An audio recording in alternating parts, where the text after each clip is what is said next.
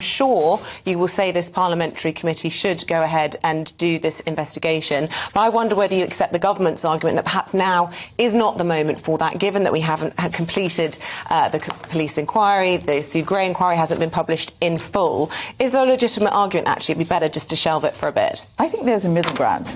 I actually think that the parliamentary committee should start their investigation, but hear all the evidence. So I think it is right that they wait until they see all the evidence, if there are more fines, and the Sue Gray report, because you're really asking them to make a judgment half-cocked if they only have half the evidence. So I do think, but there's nothing stopping them starting it, because it is going to take a while to get through all the evidence that they'll take. Why do we need another one? What's wrong with the Sue Gray inquiry once we see it in full? Do you know, this is one thing that puzzled me, because the Sue Gray report and all these investigations take an awful lot of our time and money and effort and takes away from other things. So I did wonder why, but then if you look at our constitution and the way government works, it actually does have to go to the committee. And that's where I think a lot of this that's going on is a symptom of a much bigger problem, which is our constitution, the way Parliament works, isn't good value for money, and it doesn't have the right rules and checks and balances in place. So all of this is a symptom to me of a much bigger problem, which is good, you know, the old-fashioned my word is my bond and the sort of good chap type of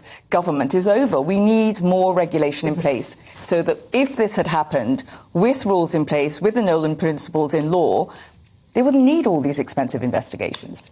Isn't the real truth, the real problem, is that you're a bad loser? And this is all about Brexit, and this is all about getting even with Boris, and it's personal. Well, it's definitely not about Brexit, because that's yesterday's battle. That's over, and you won. All the people who voted Brexit won, and we are a Brexit country. I said that the day after the referendum, and I've always believed that we need to move on. So it's definitely not about that. We've got to make the most of where we are in the world.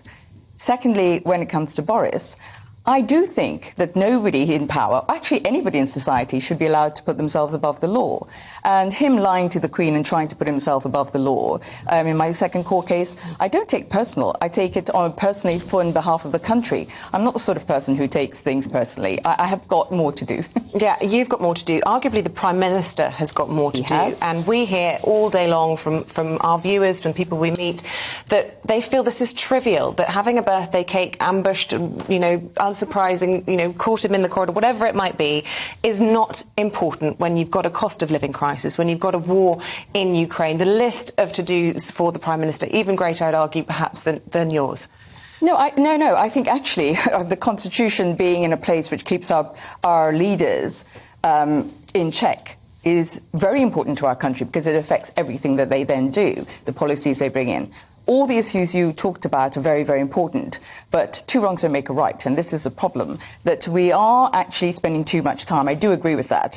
And actually, the latest poll this morning in The Times actually doesn't show that. It shows that the majority of the public doesn't feel that. They do feel that this is an issue that needs to be resolved. And I've been going around the country for 6 weeks now since we launched the party to 19 locations, 19 visits, and people are angry. They want it put to bed, and I think that's right. It needs to be resolved, and then we can move on. Of course, polls don't always indicate the way things are going to go. No, that's why me going and talking to people is really important. Yeah, opinions on the doorstep, very, very good barometer. Important. We've got this by-election coming up in Wakefield. We've got the local elections in May. Who knows when the next general election may be? Do you think that Boris Johnson will be damaged by this?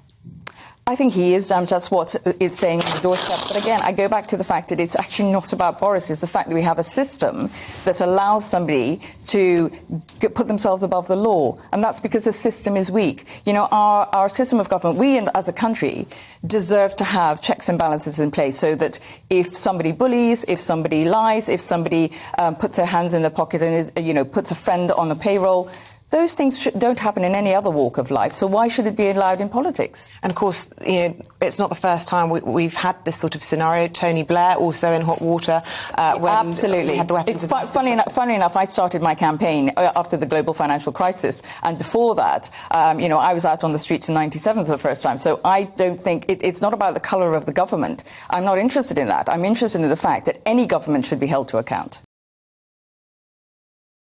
Welcome to the GB News YouTube channel. You can watch us live 24 hours a day, catch up on your favourite shows and join in the conversation in the comments below.